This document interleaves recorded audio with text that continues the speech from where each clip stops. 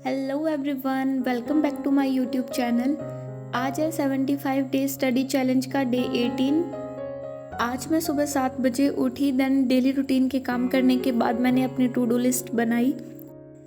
ये मेरी to do list है आज की, जिसमें मुझे 3 स्लॉट्स में कुछ टॉपिक्स कवर करने हैं।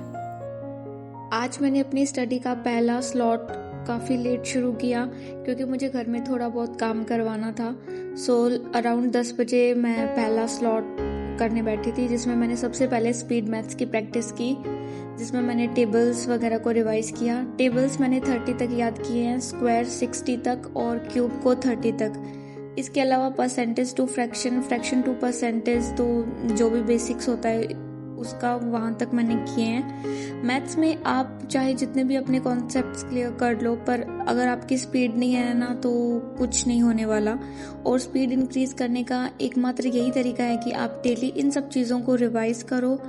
फिर चाहे आप जहाँ से भी प्रैक्टिस कर सकते हो इनकी आप करो। मैं तो जैसे एक ऐप है उससे प्रैक्टिस करती हूँ, आप जैसे भी प्रैक्टिस कर सकते हो। खुद रफ नोटबुक में कुछ लिख सकते हो, 15 × 16 रैंडमली नंबर्स लिखो, उनको मल्टीप्लाई करो, इससे आपकी स्पीड इंक्रीज होगी।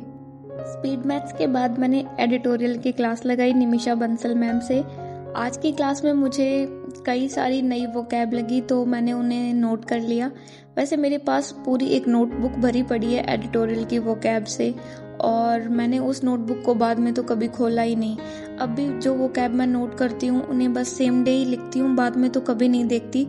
वोकैब लिखने का तो यही फ़ायदा होता है कि उसको लिखने से आपकी रिटेंशन पावर ज़्यादा होती है और लिखने से हम कंसंट्रेट रहते हैं, तो बस इसीलिए मैं नोट करती हूँ। बाकी तो वोकैब रिपीट होती रहती है, अपने आप ही याद हो जाती है। ऐसा नहीं है कि आप इनको 1 घंटा 2 घंटा बैठ के रिवाइज कर रहे हो, इतना टाइम वोकैब को आप नहीं दे सकते। और भी सब्जेक्ट्स होते हैं तो हमें सभी सब्जेक्ट्स को साथ में लेके चलना है। आप अगर एडिटोरियल डेली करते रहोगे तो अराउंड 3 मंथ में ही आपको पता लग जाएगा कि आपकी बहुत अच्छी इंग्लिश हो चुकी है। एडिटोरियल की क्लास के बाद मैंने 5 मिनट का ब्रेक लिया। फिर मैंने स्मार्ट कीड़ा पर आरआरबी का लाइव मॉक दिया। मॉक तो ठीक ही था, बस मेरी स्पीड नहीं बन रही थी।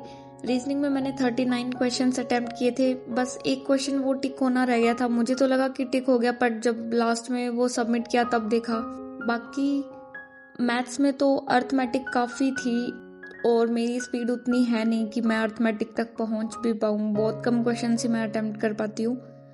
बाकी मैथ्स की मैं प्रैक्टिस कर रही हूँ, इसीलिए ज़्यादा से ज़्यादा फोकस मैं स्पीड मैथ्स को ही दे रही हूँ ताकि मेरी स्पीड इंक्रीज़ हो जाए।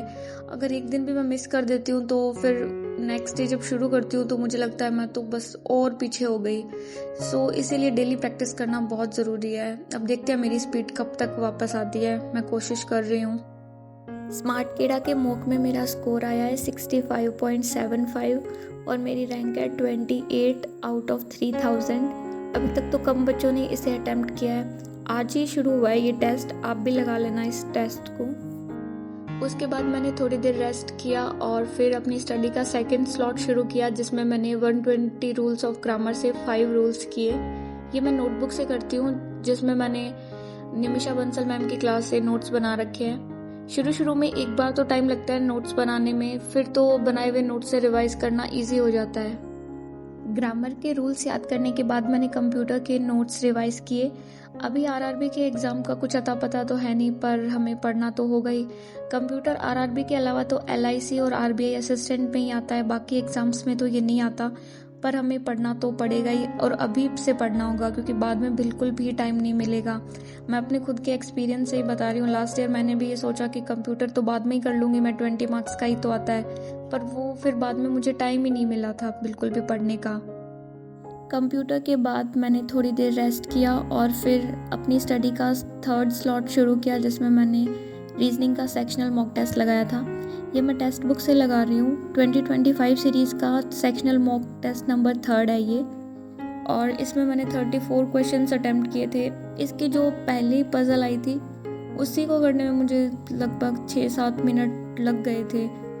इसमें वो वाली थी जैसे कुछ लोग नॉर्थ बैठे हैं, कुछ लोग साउथ फेसिंग करके बैठे हैं, तो इस वाली पजल्स में मुझे काफ़ी प्रॉब्लम होती है क्योंकि इसमें इतनी सारी पॉसिबिलिटीज़ बनती है। और वैसे तो मैं पजल को लास्ट में करती हूँ, पहले सारे मिसलेनियस क्वेश्चंस करती हूँ। आज पता नहीं क्यों मैंने पहले ही पजल उठा ली।